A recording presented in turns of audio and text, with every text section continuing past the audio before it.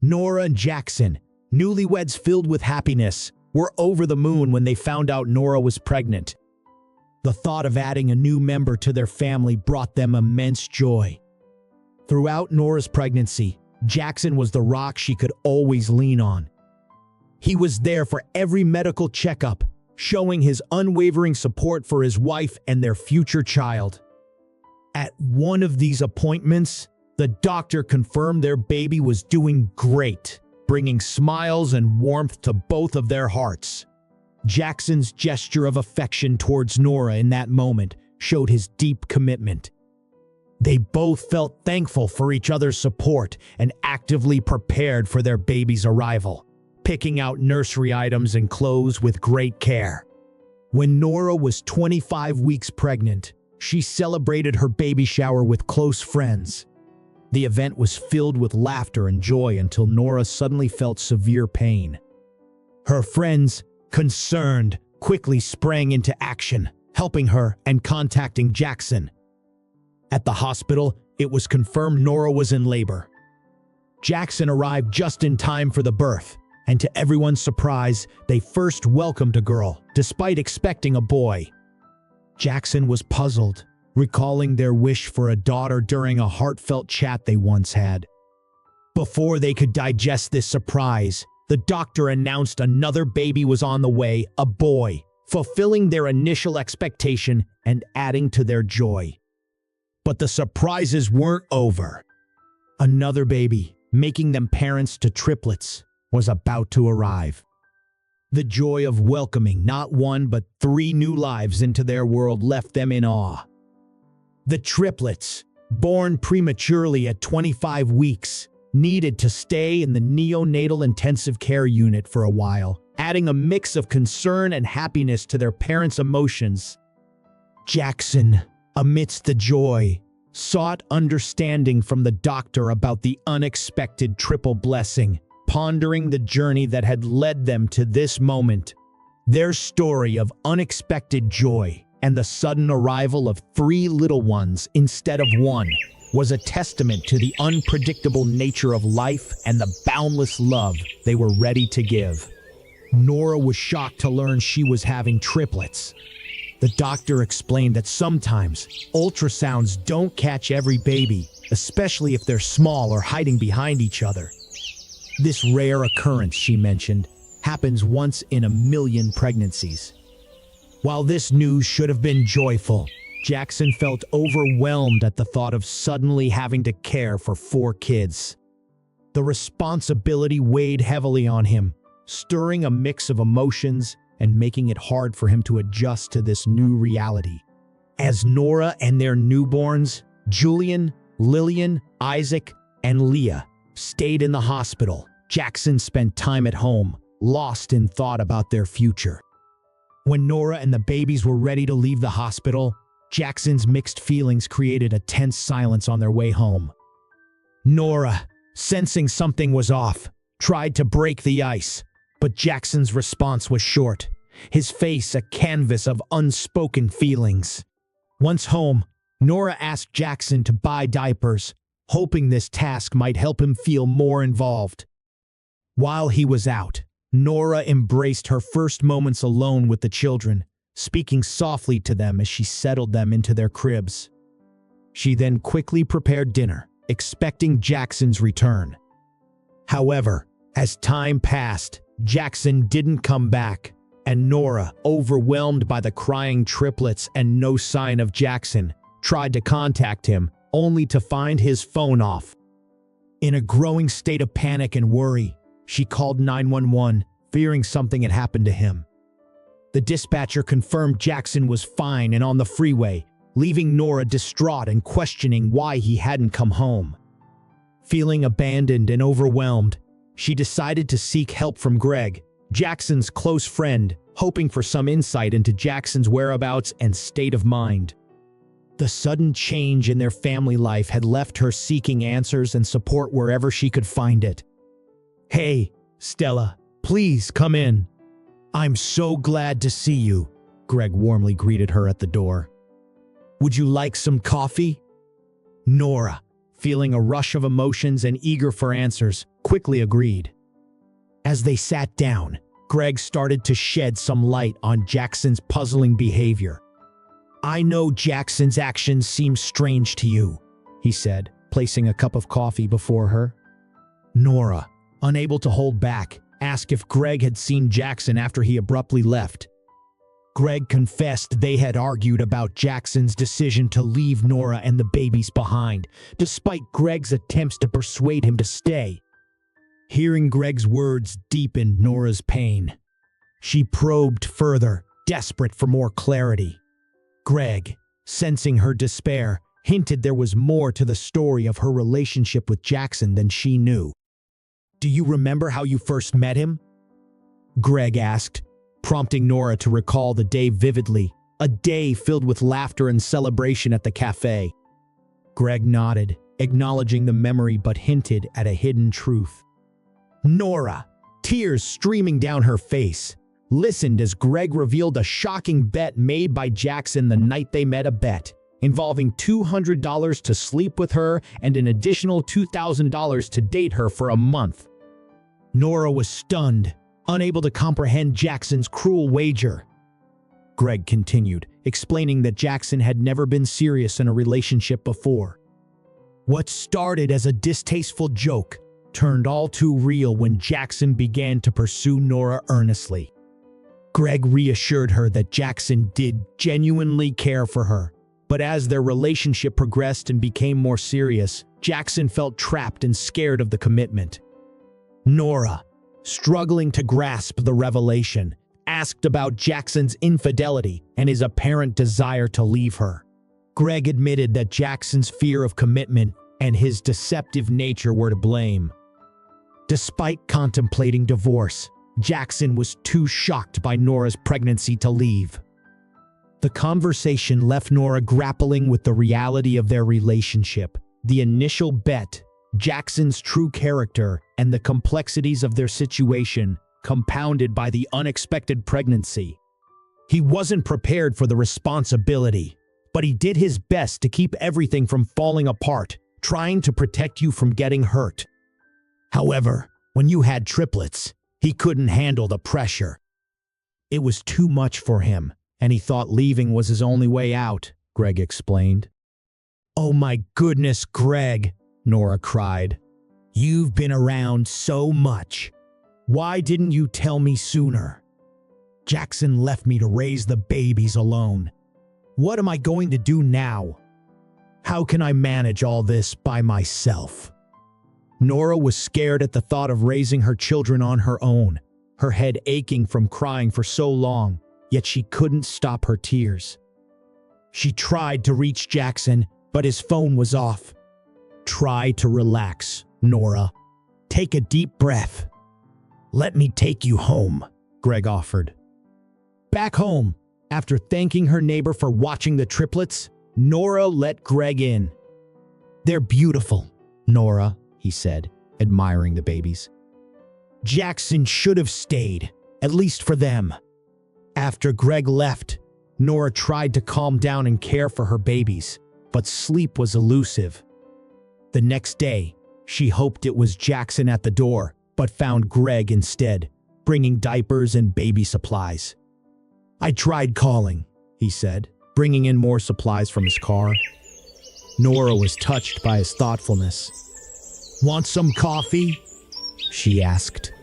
"No thanks. Maybe another time," Greg replied, leaving after helping her. With Greg's support, Nora found some relief. He was there for her, helping with the kids and even babysitting during her job interviews. Eventually, Nora landed a job as an attorney, balancing work and motherhood with Greg's invaluable support.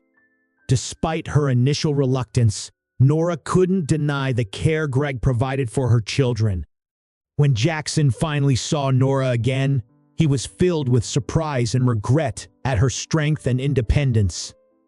"I miss you," Jackson said, but Nora was resolute. "You chose to leave, Jackson. You left us, and I had to be strong for our children. I've built a life for them without you." Nora's journey had made her stronger, and she had found happiness and success on her own terms, no longer needing Jackson as she once did. "I've learned to live without you, Jackson," Nora said, her voice calm and determined. "I refuse to be held back by the past. Our children have a great role model in Greg, and together we've made a new life. Your reasons for coming back now don't change anything. It's too late." Jackson felt uneasy, fully grasping the impact of his choices on the family. He had hoped for forgiveness, but realized some mistakes can't be completely mended. Nora stood confidently. "I think it's best you leave, Jackson. We've moved on, and there's no room for you to disrupt our peace." She turned her back on him, marking the end of their exchange. As Jackson left, he was filled with regret for what he had lost and the hurt he caused, promising himself to learn and make amends. Nora's pain had turned into anger over Jackson's betrayal. "How could you do this?" She demanded an answer. Jackson tried to explain, "I know I messed up. I was scared and not ready for the responsibilities of a family." "That's no excuse," Nora countered. "You were old enough. Remember the bet with Sam? You tricked me into believing in a happy life with you, then left us when things got tough." Jackson was taken aback by her knowing about the bet and his affairs. "How did you find out?" he asked. "Greg told me. He's been there for us, unlike you," Nora revealed. Jackson realized it was Greg, not Sam, who knew the truth. He plotted revenge in his mind, mistakenly thinking Greg had betrayed him. Approaching Nora again, Jackson tried to manipulate her. "You're lucky I left. I'm broke now. If I'd known you'd do well, I might have stayed." "Are you drunk?" Nora asked, losing patience. "I'm not surprised by your behavior. Please, just go." Nora's journey from pain to strength showed her resilience, and Jackson's attempts to re-enter her life only highlighted his inability to understand the depth of his actions and the strength Nora had found without him. Jackson begged for money, but Stella was furious. "Why should I help you after you left us?" she said, her anger clear. "You never thought about us, so I don't see why I should care about you now. Just leave and don't come back." With nowhere to go, Jackson waited at a cafe, plotting to confront Stella later. He saw her and Greg, his replacement, happy together and his children playing, which fueled his jealousy. The next day, while Stella was at work, Jackson showed up at her house. Greg was shocked to see him. "What are you doing here?" he asked, but Jackson just barged in, accusing Greg of betrayal. "What do you want?" Greg asked, worried. Jackson claimed he still had feelings for Stella and criticized Greg for supposedly taking her away. Greg retorted that Jackson had left by choice, reminding him of their past competition for Stella's affection. Jackson then confessed he was overwhelmed by the responsibility of fatherhood, especially after learning they were having triplets, which led him to run away. Greg couldn't understand how Jackson could abandon his family. Then, Jackson demanded $7,000 from Greg, threatening to reveal their past bet on Stella to keep quiet and settle his debts. Caught off guard, Greg agreed to pay, asking for some time to gather the money. Jackson set a deadline for Saturday before leaving Greg in a difficult position. On a quiet Sunday afternoon, Greg found himself at the bank, withdrawing $7,000 from the account he and Nora shared, hoping it would go unnoticed. However, he hadn't considered that Nora would immediately be alerted about a significant withdrawal from their funds. Confused and concerned, Nora saw the notification for a $5,000 withdrawal and wondered why Greg would need such a large amount all of a sudden. She wasted no time calling him to find out what was going on. "Hey, It's our money, of course. She started the call, trying to keep the mood light. But why do you need $7,000 all of a sudden? Is everything okay? Did something happen? Caught in a tight spot, Greg knew he had no choice but to come clean about the whole ordeal. He confessed to Nora. Jackson came to me, threatening to reveal a bet he claimed was between him and me, not Sam. I was scared of losing you, Stella. I love you too much. To Greg's utter surprise, Nora's reaction was laughter, not the anger he had braced himself for. Greg, do you really think I would leave you over some silly bet made in the past? I'm upset with Jackson because he left me and the kids, not because of any bet. Let's talk more when I get home. Greg was speechless, realizing Nora didn't hold the bet against him. Once she returned home, Greg attempted to apologize again, but Nora reassured him, saying she had already forgiven him and wanted to focus on their happiness together. While Nora was getting ready to make them a meal, she reflected on Jackson's actions.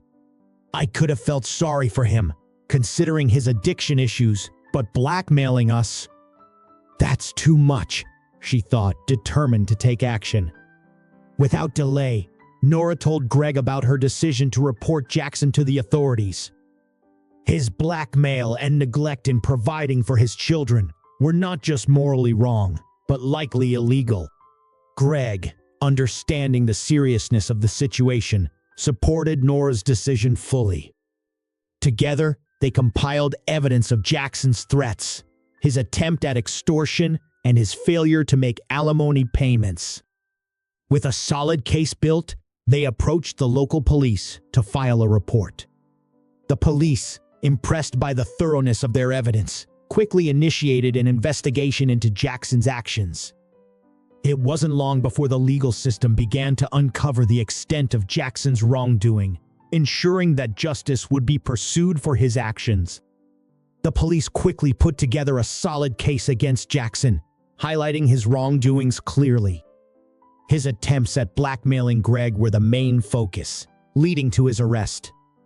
This development surprised everyone in their circle, shedding light on the true extent of Jackson's deceitful behavior and the harm he had inflicted on Stella and her loved ones. The legal system took the case against Jackson very seriously, aiming to deliver justice efficiently. His trial attracted a lot of attention, becoming a topic of discussion for its implications on trust and betrayal within relationships. The evidence laid out during the trial showcased Jackson's negative traits and actions vividly.